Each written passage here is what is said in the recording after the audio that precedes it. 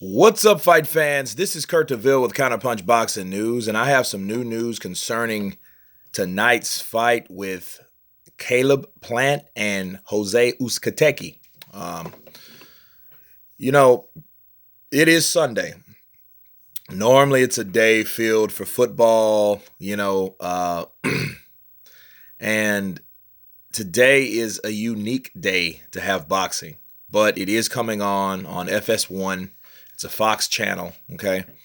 And this is one of the fights that I actually look forward to watching on the PBC lineup more than others because you got a guy that's a knockout artist. He's 28, 2, and 23, which is Jose Uzcategui. He is the 168-pound champion, okay?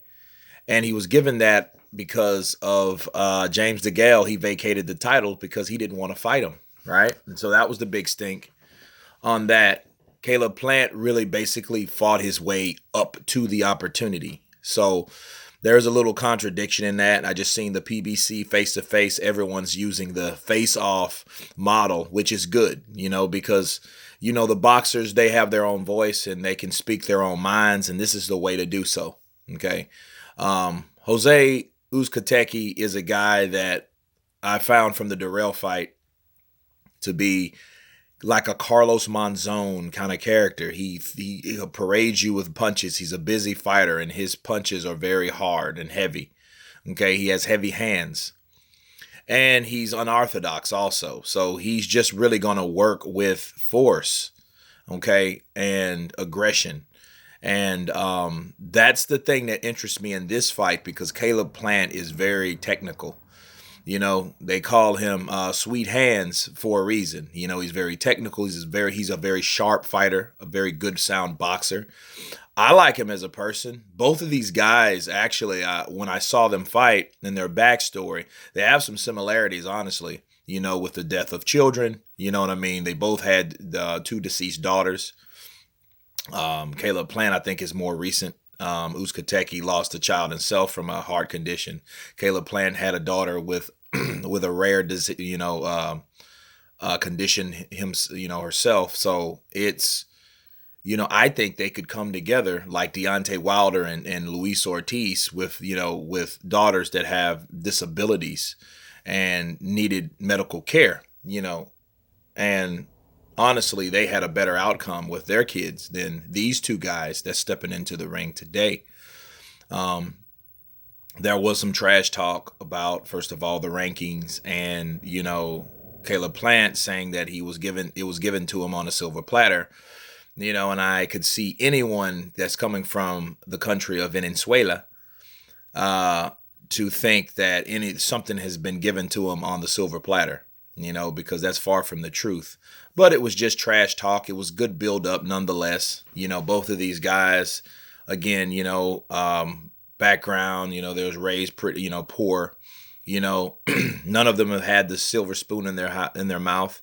And any fighter that laces up the gloves, has a rough road, especially when you get punched in the face. So this got to be a fight that I got to see. I'm just interested in seeing how Caleb Plant reacts to the punching power and the aggression of Uzcategui. Okay, Uzcategui's one of those guys where he comes at you and he doesn't stop. He has a good chin. Hell, look at Uncle Darrell.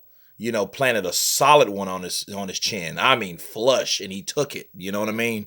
And he didn't see it coming, right? Because the punches that hit you knocks you out of the punches that you don't see, right? So he got hit flush, and he was able to do a Leonidas afterwards. You know what I'm saying?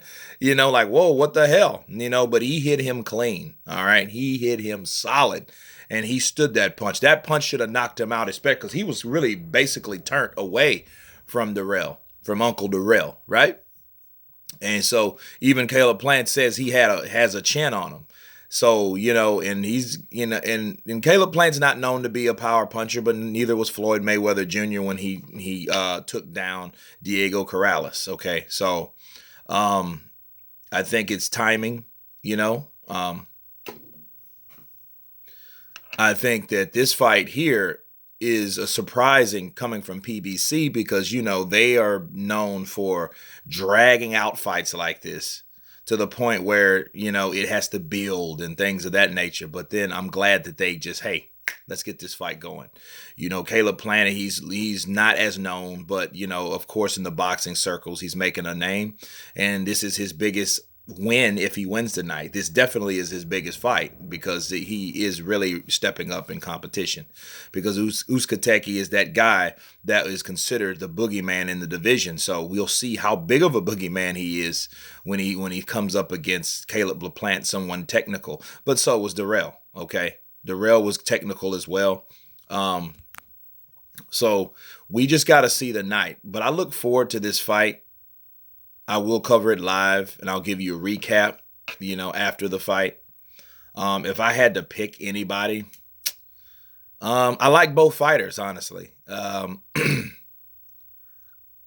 It just depends. If Caleb Plant can take his punching power, I think he can adjust. Okay. But even if after the adjustments, he's still going to have to worry about someone that constantly comes forward throwing punches in bunches like Uzcategui, because he is that guy that will keep on pressing you until he breaks you. That's how he did Darrell. Okay. So, you know, we got to see because I don't see him hurting Uzcategui, honestly, you know, but Caleb Plant, I think he's focused more for this fight than any other fight. And a broken hand really gave him enough time to realize that, hey, I wasn't ready for him then.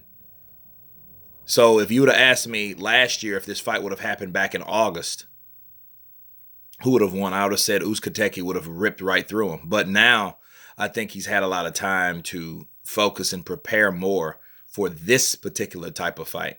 Okay. So, I look at it 50-50 now. You know what I mean? I do question Caleb's chin.